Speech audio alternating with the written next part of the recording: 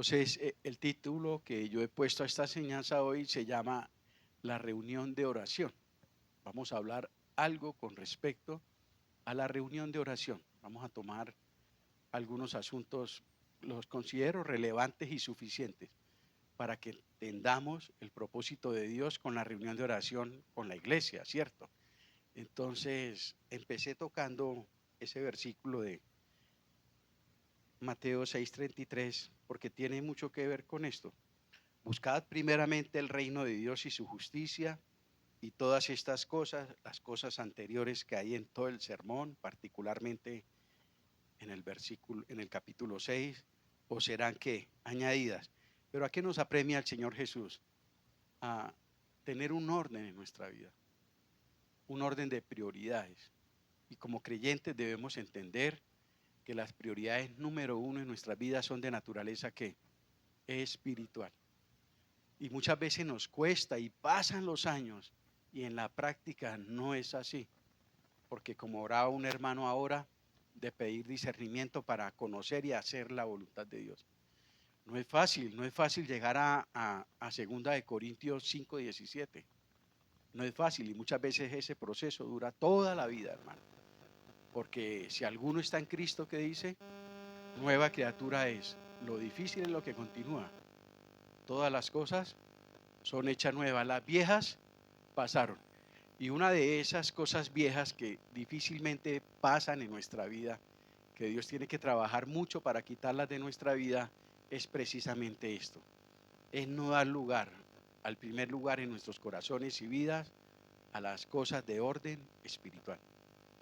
De orden espiritual. Pasan los años en el Evangelio y muchas veces las cosas pasajeras, las cosas temporales son las que todavía, en las cuales todavía estoy centrado, en las cuales todavía giro yo. Y no tiene que ser así. Jesús dice, busquen primeramente el reino de Dios y su justicia.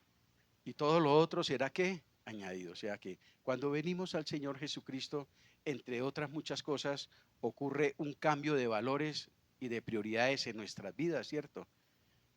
Si tú le preguntas a una persona que no es creyente por su estándar de valores, por sus prioridades, muy probablemente van a ser muy diferentes a la de una persona que sea creyente. Porque para las personas que no tienen al Señor, pues es obvio que las cosas de este mundo son las que tengan prioridad y las número uno en su agenda siempre. Los negocios y las reuniones y todas estas situaciones. Pero en la vida de los creyentes, Dios y sus asuntos tendrían que estar siempre en el primer lugar. Y el propio Señor Jesús, desde muy jovencito, nos enseñó ese aspecto cuando fue recriminado, entre comillas, por sus papás que se les perdió en Jerusalén. Y una de las respuestas, con mucho respeto, que le da el jovencito Jesús a sus papás es, ¿no sabéis que en los asuntos de mi Padre, qué? Me es necesario estar. Y era un joven por ahí de 12 o 13 años. Mire esa mentalidad del Señor, colocando desde bien temprano en su vida el orden de prioridades. En los asuntos de mi Padre me es necesario estar. Y dentro de esos asuntos de que Dios quiere para su vida y para mi vida, y dentro de esos asuntos que involucran el reino espiritual en nuestras vidas y nosotros como ciudadanos de ellos, está esto que estamos haciendo hoy. Son muchas facetas, son muchos aspectos, pero uno de ellos principal y característico es la oración. La oración es algo característico del pueblo de Dios. Y la oración como tal también tiene muchas facetas y muchos contextos. ¿Qué se nos ha enseñado de orar? Orar es sencillamente hablar con Dios. Orar es hablar con Dios. ¿Quién oraba antes de ser creyente? Yo no oraba. Yo, cuando me acordaba, rezaba. Que hay una gran diferencia entre orar y rezar. Y en Mateo, en la bienaventuranza, Jesús lo explica. El gran abismo que hay entre repetir y entre verdaderamente orar. Porque en esencia, orar es hablar con Dios. Hablar con Dios de manera natural, de manera esporádica, de manera intencionada. en todo lugar, en todo tiempo. Somos conscientes de la presencia de Dios en y con nosotros. La oración nos apremia, por ejemplo, el apóstol Pablo cuando dice, orad sin cesar. Hablen con Dios sin cesar. No dejen de hablar con Dios. No dejen, y hablar con Dios implica muchas situaciones. Hablar con Dios es alabarlo, es agradecerle, es pedirle perdón, es clamarle, es suplicarle, es pedirle también. Todo eso y mucho más es la oración. La oración es al creyente como lo es la respiración para nosotros los seres humanos. Si usted no respira, se muere. Si nosotros como cristianos no colocamos la oración como algo fundamental en nuestras vidas, espiritualmente nos vamos a ¿qué? Nos vamos a secar, nos vamos a marchitar y se va a notar con el tiempo las consecuencias. Porque la oración es fundamental, hermano. Darnos el privilegio, entre comillas, de menospreciar la oración es un grave error que lo pagaremos con creces en nuestra vida espiritual. Pero como les decía, hay que tener muchos aspectos en cuenta cuando hablamos de la oración. La oración, en primer lugar, es de naturaleza personal. Personal, y lo enseña Jesús en Mateo 6. Entra en tu aposento. Y allí, usted que está solito en su aposento, humíllese delante del Padre y clame a Él, que Él ve en lo secreto y en lo público, ¿qué? Te recompensará. Pero también hay una oración como la nuestra, que de hecho y gracias a Dios, la gran mayoría del pueblo cristiano tenemos implementado en nuestros servicios en la iglesia la reunión de ¿qué? De oración. Tristemente hay iglesias que no tienen reuniones de oración. Y no estoy aquí para juzgarlos y señalarlos, pero sí es muy lamentable y es muy peligroso, sobre todo en cuanto a las personas que están al frente, que son las responsables de guiar, de proponer, de enseñar todo el consejo de la verdad de Dios, de guiar, de animar y motivar a las personas a seguir el camino del Señor, a hacer la voluntad de Dios. Y uno de ellos es proponer, implementar la reunión de oración como iglesia. ¿Qué sustento bíblico tenemos? ¿O es simplemente una normatividad humana? ¿O por llenar un espacio? ¿O por traer las personas a la iglesia? No, pero por supuesto que tiene un fundamento bíblico y bien importante, que es lo que quiero que veamos hoy. Porque eso hay que tener en cuenta, hermanos. ¿Por qué hacemos lo que hacemos? ¿Por qué celebramos la cena el domingo? ¿Por qué cantamos? ¿Por qué predicamos? ¿Por qué evangelizamos? ¿Por qué oramos de manera personal? ¿Por qué oramos como iglesia? ¿Qué sentido tiene ir allá a orar si Dios está en todas partes? Y yo puedo orar, usted lo acaba de decir. Orar es hablar con Dios. Él está en todas partes. No necesito ir a ese lugar que ustedes llaman iglesia para orar con todos ustedes, no. Dios me escucha a mí, no tengo esa necesidad. Tiene razón una persona que argumente de esa manera. Es como el que argumenta que no tiene necesidad de congregarse para adorar a Dios. Pues abiertamente contradice la Escritura, porque la Biblia dice, no dejen de congregarse, como algunos tienen por costumbre. Congregarnos es una necesidad, es un asunto prioritario en la vida de todo cristiano. Somos miembros de un cuerpo y necesitamos estar juntos. Y una manera de hacerlo, entre otras cosas, es cuando nos congregamos, cuando nos reunimos todos juntos para rendir adoración a Dios. Desde los tiempos antiguos vemos en las Escrituras, por ejemplo, Dios mandándole decir a Faraón, Faraón, dejé ir a mi pueblo. Y Faraón, ¿por qué debo dejar ir a tu pueblo? Y le respondía a Moisés, porque Dios quiere que su pueblo lo adore en el desierto. Dios anhela, Dios desea, Dios se complace cuando su pueblo se reúne alrededor de él. ¿Para qué? Entre otras cosas, para adorarlo. Porque Dios es digno de ¿qué? De adoración. Entonces, ¿lo adoramos en la casa? Claro que sí. Lo adoramos cuando voy caminando y lo puedo adorar, pero por supuesto, pero también es necesario y bíblico adorarlo juntos como pueblo de Dios. Y es bíblico. Miremos dos pasajes en el Antiguo Testamento muy dicientes. Segunda de Crónicas 7:14. cuando iban a consagrar el templo, el rey Salomón. Entonces Dios habla con él y entre otras instrucciones le dice lo siguiente a Salomón. Segundo libro de Crónicas, capítulo 7, versículo 14. Si se humillare mi pueblo, dice el Señor. Ya está hablando del pueblo, un grupo de personas, sobre el cual mi nombre es invocado. Un grupo de personas que tiene una característica particular. Es un grupo de personas que adora y que invoca el nombre del único Dios vivo y verdadero. Que entre otras cosas, ¿qué hacen? Oran. Pero por supuesto que una característica del pueblo de Dios es la oración. Dice el Señor, si invocaren mi nombre y oraren y buscaren mi rostro y se convirtieren de sus malos caminos, ¿cómo responderá Él a ese tipo de actitud y de oración colectiva? Dice, entonces yo perdonaré sus pecados, yo los oiré y yo sanaré su tierra. Una respuesta. 3 actitudes que como pueblo de Dios tenemos que hacer para recibir este tipo de bendiciones que solo vienen de Dios. Dios demanda que oremos, que busquemos su rostro y que nos volvamos de nuestros malos caminos. Si lo hacemos juntos como pueblo de Dios, alguien hablaba ahorita aquí, le escuché la palabra avivamiento. Avivamiento no son berridos, no es pelear y darle bala al diablo, no es sacar a un poco de gente aquí al frente y tumbarla y jalarla el pelo y esos espectáculos.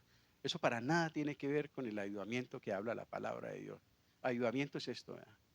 Cuando el pueblo se humilla, cuando el pueblo reconoce su maldad delante del Creador, cuando se humilla, cuando no digo, ay Señor, perdona a Jessica que es tan pecadora, Señor, perdona a Alex, ese chico que está atrás que es tan pecador.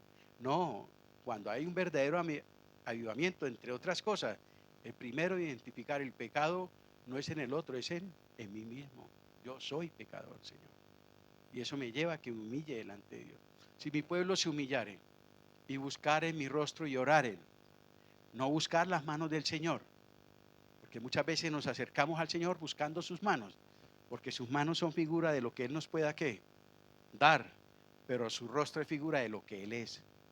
Busquemos su rostro por lo que Él es, humillémonos delante del Señor, oremos y vengamos ante su presencia por lo que Él es, no por lo que Él me pueda dar. Pero también, ¿qué dice Él? Y se apartaren de sus malos caminos, porque podemos orar mucho, ayunar mucho, clamar mucho, pero si estamos viviendo vidas desagradables a Dios, esas oraciones no tienen ningún valor. ¿Cómo responde el Señor? Yo oiré, yo perdonaré sus pecados y yo ¿qué? Sanaré su tierra. Esa es la respuesta de Dios cuando el pueblo de Dios de manera colectiva se reúne para todo esto. Creo que fue Oscar. Esto es un verdadero avivamiento, Oscar. Y empieza en el corazón de todos y cada uno de nosotros y se reproduce a toda la iglesia. Y todos llegamos aquí con este sentir, reconociendo mis pecados, no mirando los pecados del otro. No. En primer lugar, mis pecados. Y eso me lleva a una actitud de humillación delante del Señor. Vengo aquí a buscar el rostro del Señor. Y vengo aquí con la conciencia y la disposición para apartarme de mis malos caminos. Si esa es la actitud, eso se llama avivamiento. ¿Y cuál es la respuesta? El Señor oye, el Señor perdona y el Señor sana nuestros corazones, sana nuestros hogares, sana nuestro país, sana nuestra tierra. Amén. Otro ejemplo, Isaías 56:7.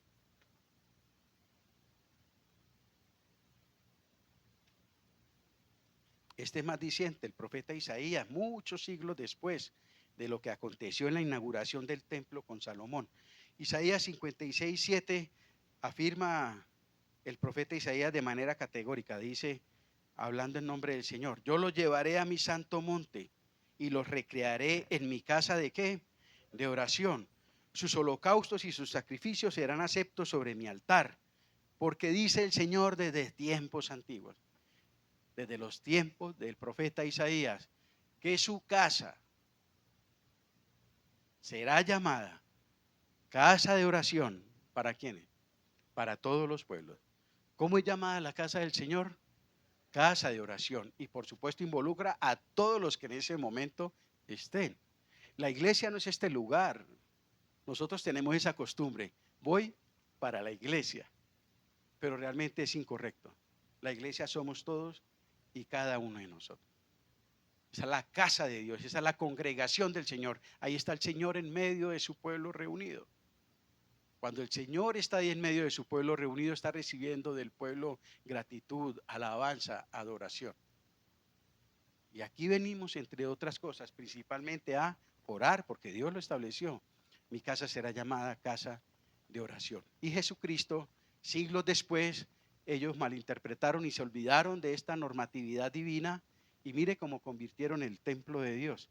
En Mateo capítulo 21, verso 13. Pasándose por alto lo que Dios había establecido de, entre otros propósitos, ¿qué sería su casa cuando el pueblo se reúne? Jesús los corrige y les dice en el verso 12, y entró Jesús en el templo de Dios y echó fuera a todos los que vendían y compraban en el templo, y volcó las mesas de los cambistas y las sillas de los que vendían palomas. Y Jesús les dijo, escrito está, y retoma las palabras del profeta Isaías, mi casa, casa de oración será llamada, mas vosotros la habéis hecho ¿qué? ¿Y usted cree que 2000 años después de que Jesucristo vuelve y le recuerda esto al pueblo, no es un llamado de atención para nosotros también? Las mismas palabras las replicaría exactamente el Señor Jesucristo. Entre otras cosas, mi casa es casa de ¿qué? Casa de oración. Debemos caracterizarnos por ser una iglesia de oración. ¿Por qué? Porque es que esa es la voluntad de Dios, hermano. Ellos en los tiempos de Jesús habían convertido la casa de Dios en un negocio, en una cueva de ladrones. Y hoy en día la casa de Dios muchas veces se convierte en cualquier cosa menos en un lugar para ir a reunirnos para orar. Se puede convertir en un club social para buscar amigos, para reunirme con mis amigos. Se puede convertir en un lugar para hacer negocios entre nosotros. Se puede convertir en un lugar para muchas cosas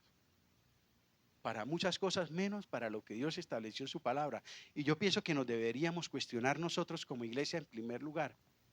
Si Dios nos hiciera un llamado de atención con respecto a esto, ¿qué podríamos decir nosotros? Sí, Señor, tú sabes que cuando nos reunimos, entre otras cosas, somos un pueblo de oración. ¿Puede Dios decir amén?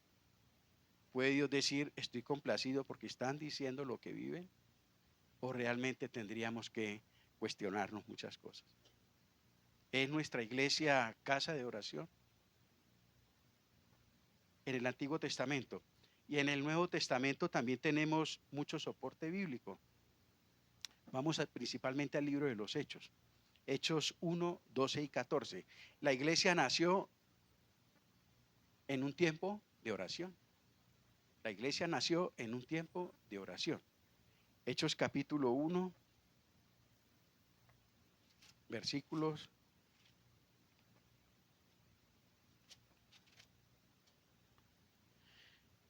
leamos el 12.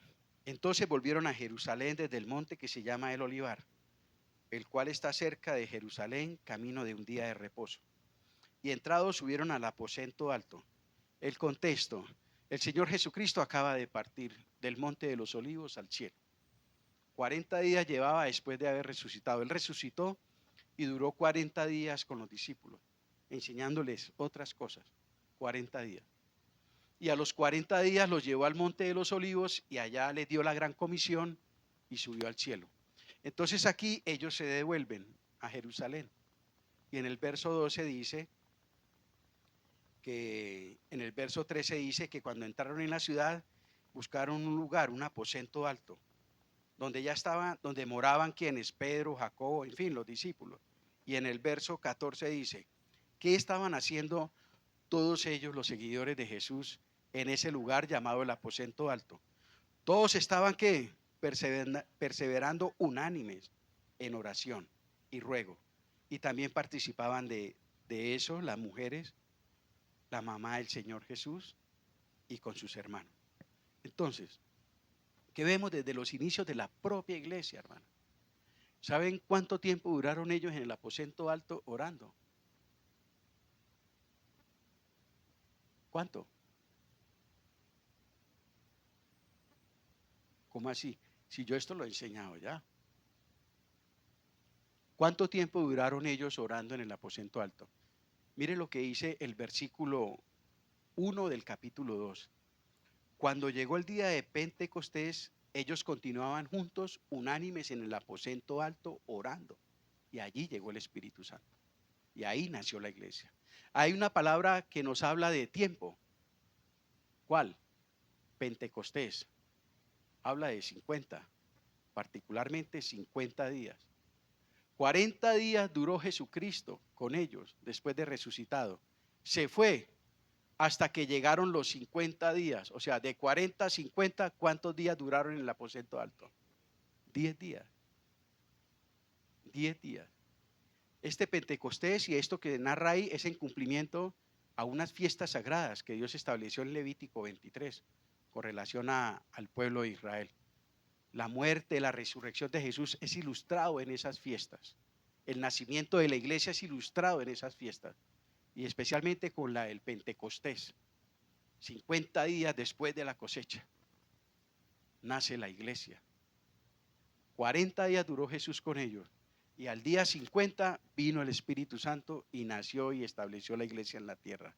Entonces, 50 menos 40, ¿cuántos días duraron en el aposento alto? 10 días, hermano. 10 días orando. Nosotros aquí venimos cada 8 días, 1 hora, y nos parece una eternidad. Ellos duraron 10 días orando. Jesucristo era un hombre de oración. La casa de Dios debe ser un lugar de oración, hermano. El Espíritu Santo vino en un ambiente de clamor y de oración. En Hechos capítulo 2, versos 42, dice la Biblia, nos empieza a relatar las características de la iglesia naciente, entre otras cosas. Vuelve a aparecer la palabra perseverar. O sea, no eran, lo contrario de perseverar es no ser tan constantes, ¿cierto? Perseverar es alguien que es constante en algo. Ellos eran constantemente fieles en orar. Por decir algo, eran de poco ánimo, eran inconstantes. Aquí vuelve a aparecer la palabra perseverar, el verbo. Y perseveraban esos hombres, esas mujeres que entregaron su vida a Cristo, inicialmente en la doctrina de los apóstoles, en la comunión unos con otros, en el partimiento del pan. ¿Y en qué más perseveraban? Y en las oraciones. Y en las oraciones. Hechos 4:31.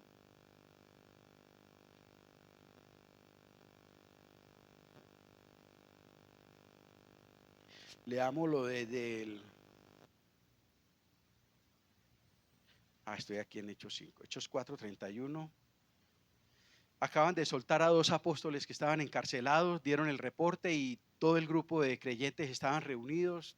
El temor trató de apoderarse de ellos y el verso 28 dice, para hacer ahora con tu mano y tu consejo, para hacer cuanto tu mano y tu consejo habían antes determinado que sucediera. Y ahora, Señor, mira sus amenazas. Cuando ellos empezaron a sentir temor, ¿qué hicieron? ¿Empezaron a qué? Cuando usted y yo empezamos a sentir temor por una mala noticia, porque su matrimonio no está funcionando, porque sus hijos están tomando decisiones equivocadas, porque los negocios no van bien, naturalmente nos empezamos a llenar de temor, claro, que no somos ángeles. Yo le he explicado, eso hace parte natural. Pero la Biblia enseña qué tenemos que hacer cuando el temor empieza a tocar a la puerta de nuestro corazón. Ellos sintieron temor porque mira lo que dice. Y ahora, Señor, mira sus amenazas. Los empezaron a amenazar por predicar el Evangelio. Pero dejaron que el temor los paralizara. No, Señor. Más bien oraron. Y miren cómo oraron. Señor, mira sus amenazas y concede a tus siervos que con todo valor, es la palabra de nuevo, que con todo valor hablen tu palabra. No nos van a callar, Señor. Danos valor, danos fortaleza, danos denuedo, porque ellos no nos van a tapar nuestra boca, lo que hemos visto y oído. mientras extiende tu mano para que se hagan sanidades y señales y prodigios mediante el nombre de tu santo Hijo Jesús. ¿Cuánto tiempo duró en responder Dios esa oración? En el momento en que terminaron de hacerla, porque lo hicieron con fe, lo hicieron con valor, lo hicieron con decisión, eran perseverantes en eso y la respuesta no se dejó esperar. Verso 31. Cuando hubieron orado, cuando dejaron de orar, el lugar en que estaban congregados tembló y todos fueron llenos del Espíritu Santo. ¿Y qué le dio el Señor? Lo que ellos pidieron. Y hablaban con valor la palabra del Señor. ¿Y cuál fue el resultado de esa oración? Verso 32. Y la multitud de los que habían creído. Pero si ellos se hubieran llenado de temor, nunca hubieran abierto sus boquitas y nunca hubiera habido todos esos milagros de conversión que hubieron. ¿Por qué se caracterizaba la iglesia inicial? Porque eran hombres de qué? Hombres y mujeres de oración. Se reunían juntos a orar, mis amados hermanos. Desde entonces la iglesia se ha caracterizado por orar junta en oración. Llamamos al libro de los Hechos Hechos de los Apóstoles, pero en realidad debería ser los Hechos del Espíritu Santo. Y una cosa particular del obrar del Espíritu Santo en una iglesia, cuando el Espíritu Santo está guiando una iglesia, cuando el Espíritu Santo está controlando un creyente, un hogar, una iglesia, si por algo se caracteriza, es por qué. Por esto que estamos escuchando, hermano, por la oración, por la oración. Ahí vemos y seguimos viendo a lo largo de todo el hecho de los apóstoles. Todo lo que ellos llegaron a hacer por mano del Señor, lo hacían siempre en rendición al Señor, en oración. Eran hombres y mujeres que oraban y oraban y oraban. El temor, las amenazas, la pereza, las cosas de este mundo, nada los distrajo de su labor, de su dependencia de Dios a través de la oración. Pero eran hombres y mujeres controlados y guiados por el Espíritu Santo. ¿Qué podemos concluir de eso y aprender para nosotros, entre otras cosas, del libro de los Hechos? Bien, vamos al día de hoy y miremos. La iglesia nuestra es una iglesia guiada por el Espíritu Santo. Es una iglesia controlada por el Espíritu Santo. ¿Y cómo hacemos para saberlo? ¿Cómo es su reunión de oración? ¿Cómo son sus vidas de oración? Eso es un examen espectacular, fabuloso, certero. Dependiendo la respuesta, habla mucho de realmente si es en palabras o de verdad que el Espíritu Santo está controlando, guiando esta iglesia local. ¿En la vida de qué? De oración de nosotros como iglesia. En la vida de oración de nosotros con la iglesia. Pero en las epístolas también vemos la exhortación. En Efesios capítulo 6, verso 18. Leamos el verso 10. Pablo está hablando al pueblo cristiano en Éfeso, a la iglesia, y habla en plural, dice: por lo demás, hermanos míos, está escribiendo a la iglesia, plural.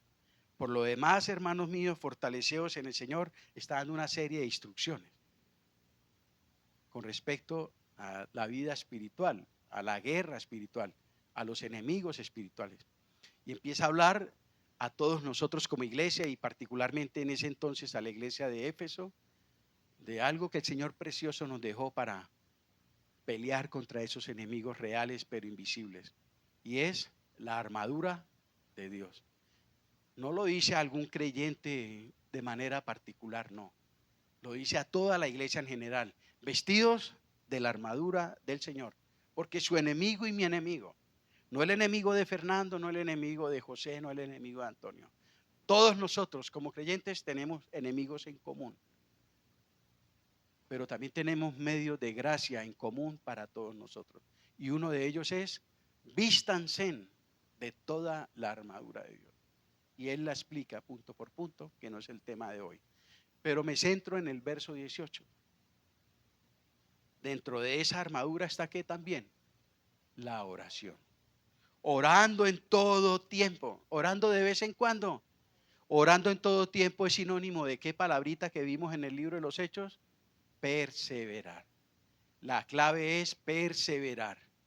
Las bendiciones se alcanzan perseverando. Esto no es por un ratico. Esto no es para los de doble ánimo, para los inconstantes. Tú quieres reclamar las bendiciones del Señor, tenés que perseverar. Perseverar en oración, perseverar en fe, perseverar en obediencia al Señor.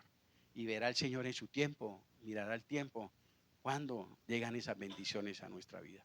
Y aquí dice, orando en todo tiempo, con toda oración y súplica en el Espíritu, y velando en ello con toda perseverancia y súplica por todos los santos. Entonces, cuando nos reunimos como iglesia, aparte de orar al Señor, aparte de alabarlo y adorarlo, también nos reunimos ¿para qué?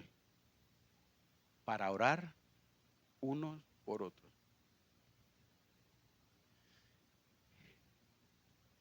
Oremos solamente por los hermanitos que vienen aquí a la iglesia. Y muy particularmente por aquellos que son muy santos. Especialmente por el pastor. Especialmente por los hermanos más espirituales. ¿Y cómo así? ¿Y el resto de personas? No. No son dignas de nuestras oraciones. ¿Qué piensan de ese argumento? La misma Biblia lo contradice. Porque la Biblia dice, oren por todos los santos. No importa en qué situación espiritual esté en ese momento un hermano. Ahora, con mayor razón, si un hermano espiritualmente está frío, está con mayor razón. Hay que cobijarlo en oración. Hay que arroparlo con súplicas por la restauración de esa persona. Dios no hace acepción de personas. La oración por todos los santos, la oración como iglesia unos por otros, es una muestra de amor de unos por otros. Orar por los que están bien espiritualmente, gloria al Señor. Pero con mayor razón, orar por los que están empezando en el Evangelio. Orar por los que están pasando por pruebas y aflicciones. Y orar por los que están caminando por sendas que no tienen que ser en los caminos del Señor. No juzgarlos, no ponernos en el papel de jueces, de señalarlos, de condenarlos. Mucho cuidado con eso. ¿Recuerdan la parábola del publicano y el fariseo y el publicano y el fariseo y el publicano? Mire la actitud, y dice la Biblia, algunos que se creían muy justos, el fariseo, ¿verdad? Señor, gracias porque no soy como Álvaro. Señor, gracias. No, mucho cuidado. Mucho cuidado. La oración no es para eso.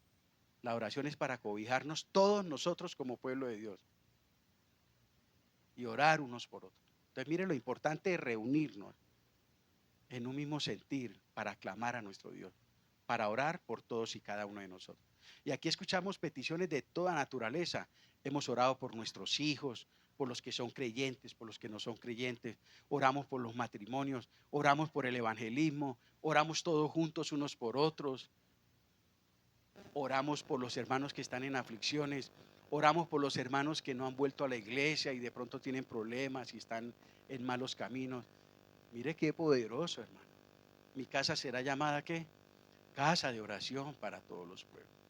Entonces, en Efesios, las epístolas también nos instruyen a esa reunión colectiva de oración para buscar el rostro del Señor, mis amados hermanos.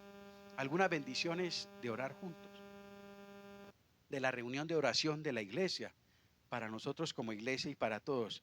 En primer lugar, podemos ver respuestas maravillosas de parte de Dios. Miremoslo en Hechos capítulo 12. En Hechos capítulo 12 ocurrió un milagro maravilloso.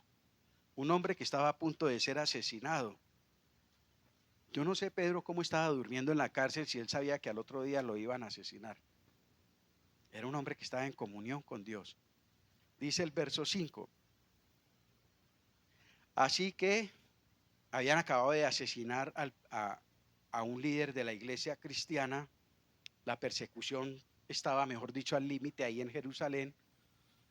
Y después de asesinar a Jacobo, tomaron prisionero a Pedro. Y dice el verso 5, así que Pedro, estando en la cárcel, estaba custodiado en la cárcel. Pero ¿qué hacía mire lo que dice, la iglesia? ¿Qué hacía la iglesia? hacía sin cesar oración a Dios por él. No algunos hermanos, no los otros discípulos, no, la iglesia. La iglesia en general se reunió para pedir por esta situación en particular. ¿Y cómo fue la respuesta en el verso 11? Entonces Pedro, después de que salió volviendo en sí, después de que salió de la cárcel, dijo: ahora entiendo verdaderamente que el Señor ha enviado a su ángel y me ha librado de la mano de Herodes y de todo lo que el pueblo de los judíos esperaba. En respuesta a la oración de la iglesia, Dios envió un ángel a esa cárcel, abrió las puertas de la cárcel y sacó libre al apóstol Pedro. Hermanos, hay muchas personas que están no en cárceles físicas. Es que una cárcel no es solo un lugar donde hay barrotes y te meten a ti ahí. Hay muchos tipos de cárceles. Hay personas que están en las cárceles de la droga, en las cárceles del homosexualismo, en las cárceles de la maldad, ¿cierto? Hay muchas cárceles en la vida del ser humano que nos aprisionan, que nos oprimen, que destruyen nuestras vidas. Y entre nosotros, como pueblo de Dios, empezamos a conocernos y empezamos a identificar en familiares de nuestros hermanos y en nosotros mismos que muchas veces estamos en esas cárceles. Nuestros hijos, nuestros esposos o nosotros mismos. Cuando tú te des cuenta que un hermano o un familiar suyo, y él está clamando por eso, está en un tipo de cárcel de esa naturaleza, tenemos un arma poderosa para la libertad de esa persona. ¿Cuál es? La oración. La oración. Ore mucho por él. Si usted tiene el privilegio de darse cuenta de una petición de un hermano por una situación de esta, vea, téngalo muy en cuenta. Señor, solo tú puedes libertarlo de la clase de maldad, de la cárcel de maldad y de pecado en que se encuentra. Ocurrió con Pablo, con Pedro, en respuesta a la oración de toda la iglesia en conjunto. Entonces, cuando nos reunimos como iglesia, tiene mucha cabida la palabra del Señor cuando dice: ¿no te he dicho que si crees, verás la gloria de Dios? Cuando nos reunimos como pueblo de Dios y lo hacemos con fe, ay, hermano, la gloria de Dios la vamos a ver. Y la hemos visto en la iglesia. Hemos visto la gloria del Señor. Pero oramos por Kevin y murió. Oramos por Gregorio y vemos la vida, la gloria de Dios, ¿sí o no? Gregorio es un motivo para glorificar a Dios en la iglesia. Muchos de los hermanos oramos por Gregorio. Él estuvo a punto de morir en unas condiciones terribles y míralo cómo está. Y uno lo ve y uno, ¿qué es lo primero que dice? Gloria a Dios. Señor, gracias por habernos dejado ver tu gloria, tu favor, tu poder en la vida de este hombre. Pero oramos por Kevin y Kevin falleció anoche. Ahí no vemos la gloria de Dios. También fue su voluntad. ¿Quiénes somos nosotros para cuestionarlo, para reclamarle? Él no hace acepción de personas. Él tiene un tiempo con cada uno de nosotros. Porque a uno le dio una oportunidad y al otro no, podemos por eso cuestionar a Dios, pero jamás, pero por supuesto que no. Kevin tuvo su tiempo. Si fue o no creyente, no lo sabemos, pero tuvo la oportunidad de escuchar el evangelio, aún en el lecho de enfermo ahí en la clínica. Tuvo la oportunidad de escuchar de la salvación que es en Cristo Jesús. Si él lo recibió, gloria a Dios, ya sabemos dónde está. Pero no sabemos dónde está Kevin. Pero fue la voluntad de Dios llevarlo. Y por eso también a Dios le damos ¿qué? La gloria. Por eso también al Señor le damos la gloria. Primero, respuestas maravillosas podemos ver de parte de Dios cuando oramos juntos como iglesia. Y por último, cuando oramos juntos como iglesia y perseveramos en ello, hermanos, esa es la clave, perseverar. Hay hermanos que uno extraña porque no vienen. Ustedes extrañan hoy a alguien, al hermano Guillermo y a su esposa Elizabeth. Yo salí del baño y no vino el hermano Guillermo, porque ellos siempre vienen. Pero hay otras personas que uno también extraña cuando vienen, porque uno dice: ve, vino hoy, nunca haya venido, ¿cierto? O sea, son como esas contrariedades, ¿no? Pero ¿cuál es la clave de todo esto? Es que es perseverar. Hay veces que yo puedo venir, otras veces no. ¿Cuál es la clave del asunto con esto que estamos hablando? Es que el día que usted pueda, venga, porque hay días que definitivamente uno no puede. Nadie está exento de una enfermedad, un turno en el trabajo, ¿cierto? Hay muchas situaciones que realmente delante de Dios me pueden impedir, por ejemplo, congregarme un miércoles. El problema es cuando podemos y realmente no queremos venir. Eso ya es una situación espiritual. ¿Realmente está el reino de Dios en primer lugar en mi corazón? ¿Por qué no fuiste si podías ir? No, era la final de Nacional, o estaba muy cansado y tenía pereza, o cualquier situación de esas, que delante de Dios pues no sería apremiante. Segundo, que produce el orar juntos, pues va despertando un amor hacia los hermanos y la unidad de la iglesia aumenta. Hermanitos, con la excepción del pecado personal, no hay nada que obstaculice más la oración delante de Dios que la falta de unidad. Si tú y yo estamos en pecado, viviendo hipócritamente delante de Dios, ni en la iglesia ni en nuestro cuarto sus oraciones y las mías van a tener poder. No. Esa es una condición de la oración. ¿Cómo está su corazón cuando ora a Dios? Si en su corazón hay pecado no confesado, Dios no lo escucha. Dios rechaza esa oración. Es más, para Dios es una abominación, una oración de esa naturaleza, porque es una afrenta contra Él. Porque lo primero que preguntaría a Dios es, bueno, ¿Él sí sabe quién soy yo? Por allá dice un texto en Malaquías, si yo soy su padre, ¿en dónde está mi honra? Y si soy su Señor, ¿en dónde está mi temor? Ustedes están jugando conmigo. Ustedes pretenden jugar conmigo. Ustedes pretenden engañarme a mí.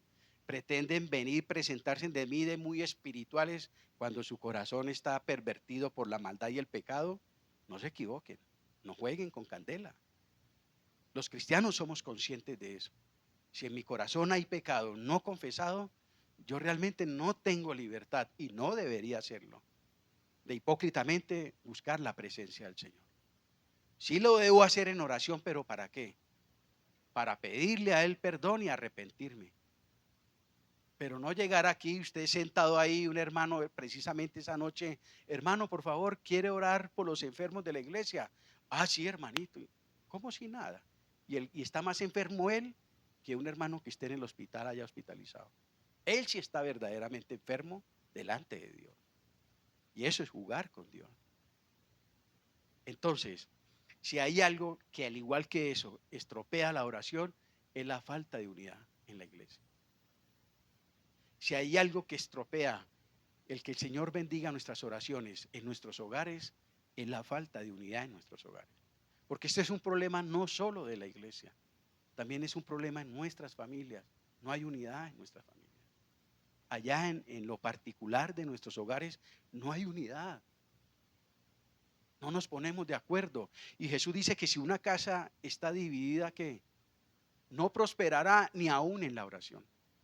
Ni aún en la oración. Porque en una casa dividida, dice el Señor, no prosperará una casa dividida. Un hogar donde no hay una verdadera unidad, bajo el amor, bajo la sinceridad, es un hogar que sus oraciones no están pasando del techo. Y así es igual en la iglesia. Si nosotros como iglesia no somos solícitos en guardar la unidad, pues las oraciones, por ejemplo, que elevamos como iglesia los miércoles, no tienen ningún sentido, no pasan de este techo, hermano. ¿Qué quebranta la unidad en la iglesia? ¿Qué quebranta la unidad en nuestros hogares? Entre otras cosas, la falta de amor, la falta de armonía. Damos lugar a los celos, damos lugar a la falta de perdón. Son muchos motivos. La Biblia dice en el Salmo 133, mirad cuán bueno, dice el Señor. El Señor se goza cuando ve a su pueblo reunido en su nombre. Dice, mirad cuán bueno y agradable es habitar los hermanos que juntos, pero ¿cómo? En armonía, hermanito. Ahí podemos esperar y recibir las bendiciones y la aprobación de Dios para todo lo que le pidamos.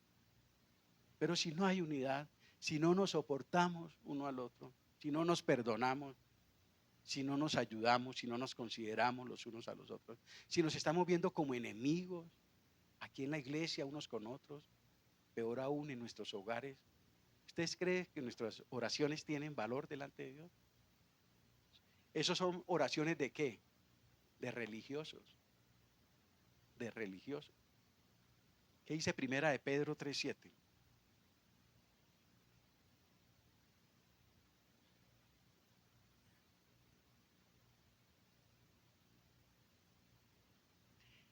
Primera de Pedro 3:7 dice: vosotros maridos igualmente vivid con vuestras esposas sabiamente, dando honor a su esposa como a vaso más frágil y como a heredera de la gracia de la vida.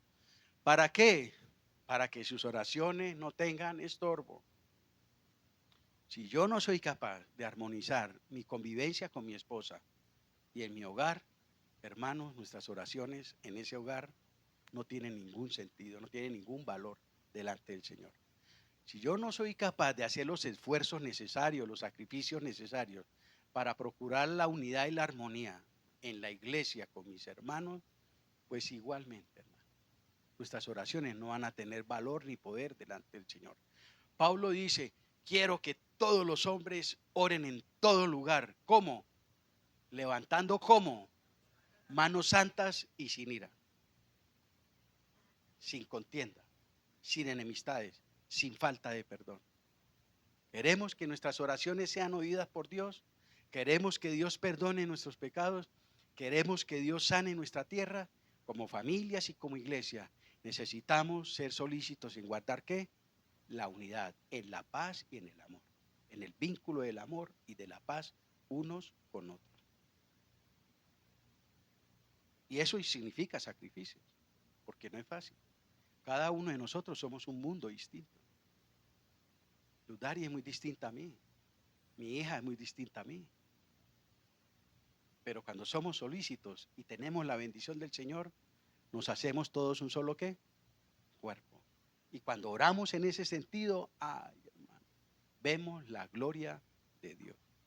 Vemos la gloria del Señor. Los inconversos se convierten. Los que están apartados se restauran. Vemos la gloria de Dios en todo sentido, hermano. No, ya no me da el tiempo para leer esto. Voy a resumir. Hermanitos, Dios no puede ser burlado. No es posible prevalecer en la oración mientras que reine la falta de unidad. No es posible, y si lo hacemos es religión. Dios odia, aborrece la religión y los actos religiosos. Si nosotros aquí estamos divididos, la Biblia habla en 1 Corintios 1:10 que seamos todos ¿qué? De un mismo sentir, de un mismo pensar, que hablemos todos el mismo idioma, hablando de unidad. Porque entre otras cosas, si no lo procuramos, si no lo hacemos, una de las cosas que más nos va a afectar como pueblo de Dios es que nuestras oraciones van a ser rechazadas por Dios. Y eso sí entra a la iglesia en un nivel espiritual peligrosísimo, que Dios repudie, que Dios rechace nuestras oraciones. Nuestras oraciones. Terminamos como los sacerdotes de Baal. ¿Recuerdan? Con el profeta Elías. Esos hombres, creo que fue mucho tiempo, alrededor de un holocausto, clamando, gritando, llorando, se sajaron, se hacían de todo. Y Isaías, de manera irónica, les decía: de pronto es que Dios está dormido, griten más durito a ver, porque no ha pasado nada, llevan ya 2 horas orando y nada. De pronto es que él está cansadito, dormido. Hablen más duro, hablen más, ay, ay, pero nada, eran oraciones de religiosos, de gente que no estaba en comunión con Dios, no pasaba nada. Y Elías hizo una palabrita y cayó el fuego del cielo, porque era un hombre que estaba en comunión con Dios. Si no hay falta de unidad, hermanos, y eso es lo que más ataca al diablo en la iglesia y en los hogares, destruir la unidad, porque él sabe que con él también se destruye la oración. Debemos esforzarnos por guardar la unidad. Debemos esforzarnos por guardar la unidad y todo lo que ello implica. El perdón es fundamental. Leamos ese pasaje y terminamos. Marcos 11:25.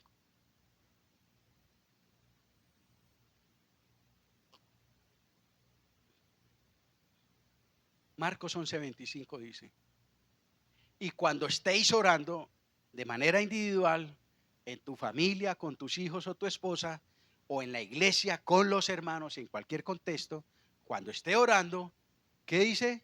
Perdonen, perdonen. Si tenéis algo contra alguno. Ay, Señor, y si no lo hago, entonces vuestro Padre que está en los cielos no va a perdonar tampoco sus ofensas. Para que también vuestro Padre, si ustedes perdonan, vuestro Padre también que está en los cielos, os perdone a vosotros vuestras ofensas. Y muchas veces el Espíritu Santo, hermano, estamos orando y nos trae una personita con la que tenemos un problema.